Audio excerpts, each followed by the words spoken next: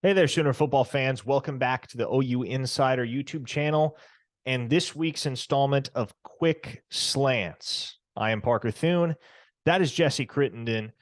Every week, sometimes multiple times a week on this series, we bring you a quick 5, 10, 15-minute look at one particularly compelling storyline within Sooner athletics. And this week, we kick off a season preview that's going to last a couple of months into the future.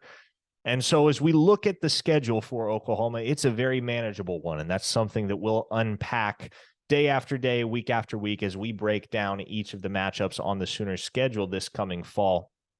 Their opener is September 2nd against Arizona, not Arizona State. That's the second time I've done that today, Jesse.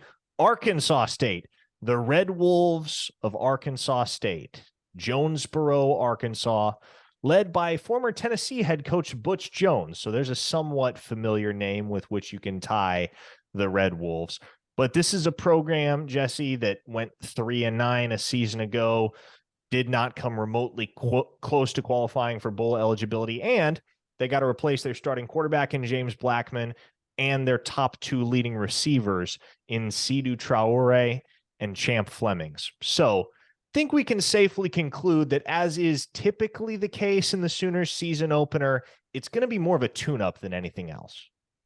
Yeah, and I mean, look at their, even just based on their wins and losses last season. You mentioned 3-9, but really their offense just was a struggle all season long. I mean, they had so many games where they finished with fewer than 20 points. And one of the things that we've talked about before, but I mean, this upcoming schedule for OU is pretty manageable in a lot of ways, and I think that really doesn't extend to the non-conference slate. And one of the things I talked to you about was was starting a written series, trying to rank each game for OU in this coming year in terms of entertainment value or in terms of competitiveness, things like that. I think Arkansas State is at the bottom, probably at the bottom of that list in terms of super compelling games. I think this is a game that, for a lot of reasons, especially for OU's defense, should be a really, really good tune-up game to start the season. Well, and there is obviously tune-up games, as we would term them, aren't terribly all that interesting in terms of the product that you see on the field and the objective closeness of the competition over 60 minutes. But it does present an opportunity for you to get some of the second teamers onto the field, a first look at the true freshmen. You think back to Oklahoma's season opener against UTEP last fall. They won 45-13, but Gentry Williams in his first collegiate game put the exclamation point on that victory with an interception, the first turnover of the Sooners season. So what do you want to see the Sooners accomplish in an ideal world when they're going up against a non-conference opponent that quite simply is not equipped to keep pace with them? What does success look like? Yeah, that's a really good point, especially about Gentry. And I think the thing is, I want to clarify when I said it might be at the bottom of the list of compelling games for next season. That doesn't mean it's not compelling, number one. And two, I think these kind of games are actually maybe more valuable than they used to be in the era of the transfer portal. Not to mention that this is a football team coming off a 6-7 season in OU that I think is still trying to figure out I think this is going to be a really big game to figure out who needs to be on the field. And not that Arkansas State is going to be the toughest team they play, but I think a game like this is important to figure out what guys do you got? What guys should be on the field? What combinations work together at different position groups, particularly on defense? So I think you're asking me, what does success look like? I think for me, I think it's use this to find, to get a better hold on what defenses you want to run, what players you want on the field, especially when it comes to conference play. So I think,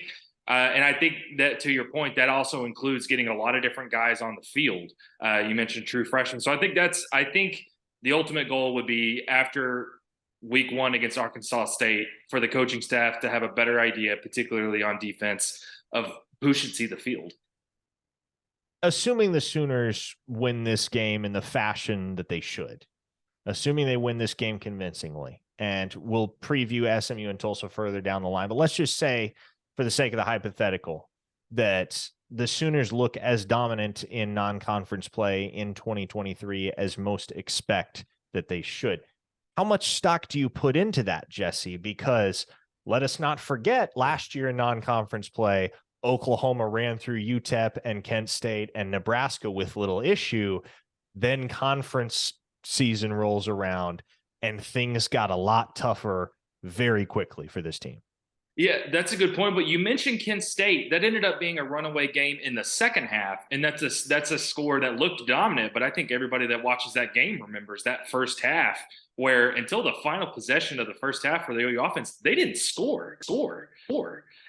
And I mean, I think dominated the time of the possession. They looked like a team that was out executing OU. I only mention that to say, I think in a weird way, even though OU dominated that game in the second half like they're supposed to, I actually think in some ways, if you look at the issues that they had in conference play, you should go back to that first half against Kent State, where the OU offense couldn't stay on the field.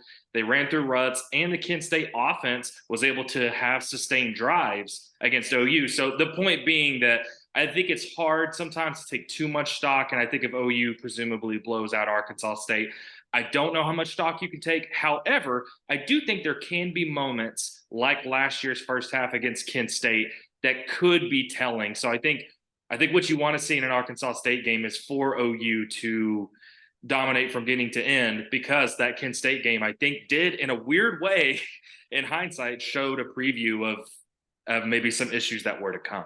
To that point, let's say we see warning signs.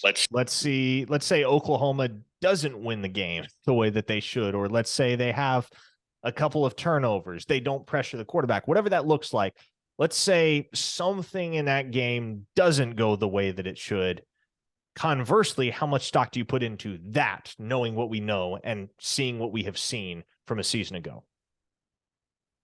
Yeah, that's the thing. I think at the time, that Kent State game, it was easy to put it off as, I mean, this is a team still trying to find its footing under a new coaching staff. I think that's the greater point to take away into this non-conference schedule too, depending on how these games go. Is in reality, this is still an OU team that's trying to find themselves. They got a whole group of new players again, and I think some freshmen that you and I both agree should be seeing the field. So again, I think you still at the end of the day want to see OU take care of an Arkansas State team, but if they struggle, I think it'll be telling to see what areas did they struggle. Did OU play a lot of different players on both sides of the ball? Was it mostly first string players?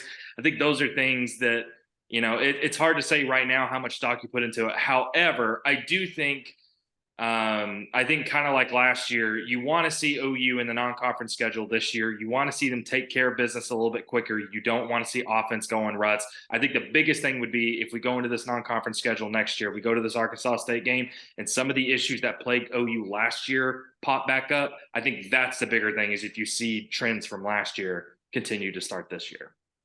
In the eyes of most fans, as you know, Jesse, it's seldom all about the present and typically much more about the future. And so from a fan's perspective, do you think most of the Sooner faithful are showing up to this Arkansas State game because they have it on pretty good authority that they're going to see Jackson Arnold at some point?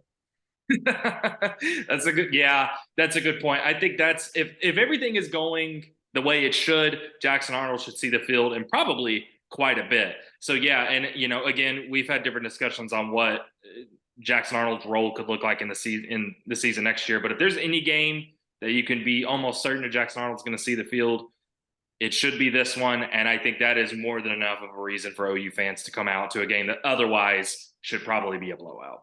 Well, likely the least exciting preview for what ought to be the least exciting game on the Sooners schedule. But there you go. 1 down, 11 to go in the Sooners season preview right here on Quick Slants on the OU Insider YouTube channel. Naturally, SMU is the team that we will preview next. Very intriguing program with some returning talent and a very capable coaching staff. Definitely a program that can present challenges for the Sooners when they come to Owen Field on September 9th. But that's a topic for next week here on this channel. For Jesse Crittenden, I am Parker Thune. Hey, if you haven't already jumped on board at ouinsider.com on the Rivals Network, now is a great time. You can get your first 30 days free, no obligations, no promises. Check it out, see if you like it, see if you want to stick around. Certainly subscribe to this YouTube channel because it doesn't cost you a dime, and you will keep up to date at least on the surface level, about everything going on across Sooner athletics. We'll see you next time.